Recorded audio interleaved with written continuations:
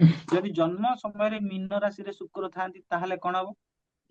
ମୀନରେ ଶୁକ୍ର ଉଚ୍ଚ ରହିଯାଆନ୍ତି। ତାହେଲେ ରାଜାଙ୍କ ଠାରୁ ଧନ ପ୍ରାପ୍ତି କଲା ବାଲା, ଶତ୍ରୁଙ୍କର ଧନ ହରଣ କରିବା ବାଲା ଏବଂ ଦିନ ମନୁଷ୍ୟଙ୍କୁ ଧନ ଦେଲା ବାଲା, ଯାହାର ଦରକାର ସେ ଧନ ବି। ଆଚ୍ଛା ବାପା, ଏଠି ମୁଁ କାହିଁକି କହିଲି ଶୁକ୍ରଙ୍କୁ? ମୁଁ କହିଥିଲି ମାଷ୍ଟର ଅଫ ଡିପ୍ଲୋମାସି। ଆଚ୍ଛା ବାବୁ ଦେଖନ୍ତୁ, ଶୁକ୍ର ମହାରାଜ ଆଉ ଗୁରୁ ମହାରାଜଙ୍କର ସମ୍ବନ୍ଧ ପରସ୍ପରର,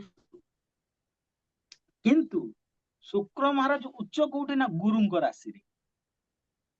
ଯଦି ଗୋଟେ ଗ୍ରହ ମାଷ୍ଟର ଅଫ ଡିପ୍ଲୋମାସି ନହବ, ସିଏ ତାର ଉଚ୍ଚତା ଚୁଜ କଲା ଗୁରୁଙ୍କ ରାଶିରେ। କାହିଁକି? ଆରେ ବାପା ଧନ, ଆମେ ଗୋଟେ ଦଶମ ଶ୍ରେଣୀ କି ଅଷ୍ଟମ ଶ୍ରେଣୀରେ ନବମ ଶ୍ରେଣୀରେ ଆମେ ଗୋଟେ ଶ୍ଲୋକ ପଢିଥିଲୁ, ବିଦ୍ୟା ଦଦାତି ବିନୟମ୍ ବିନୟ ଜାତି ପାତ୍ରତ୍ୱାମ୍ ପାତ୍ରତ୍ୱାତ୍ ଧନମାପ୍ନୋତି ଧନାତ୍ ଧର୍ମ ତତ ସୁଖମ୍। ଆରେ ଧର୍ମାଧିପତି ହଉଛନ୍ତି ଗୁରୁ। ବିଦ୍ୟା ବିନୟ ଦାନ କରେ, ଦଦାତି ବିନୟ, ବିଦ୍ୟା ବିନୟ ଦାନ କରେ, ବିନୟ ଜାତି ପାତ୍ରତ୍ୱାମ୍, ମାନେ ତମେ ବିନୟୀ ହେଲେ ହିଁ ଯୋଗ୍ୟତା ହାସଲ କର କିଛି ଗୋଟେ ଇନକମ କରିବାର। ପାତ୍ରତ୍ୱ, ଯୋଗ୍ୟତାରୁ ଧନମାପ୍ନୋତି, ଧନ ଆସେ, ଧନାତ୍ ଧର୍ମ, ଧନରୁ ହିଁ ଧର୍ମ ହୁଏ। ବିନା ଧନରେ କି ଧର୍ମ ହବ? କେତେ ମାତ୍ରାରେ ତମେ ଧର୍ମ କରିପାରିବ ବିନା ଧନରେ?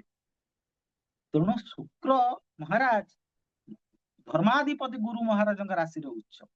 କେତେ ସୁନ୍ଦର କନସେପ୍ଟ ସନାତନ ଧର୍ମର।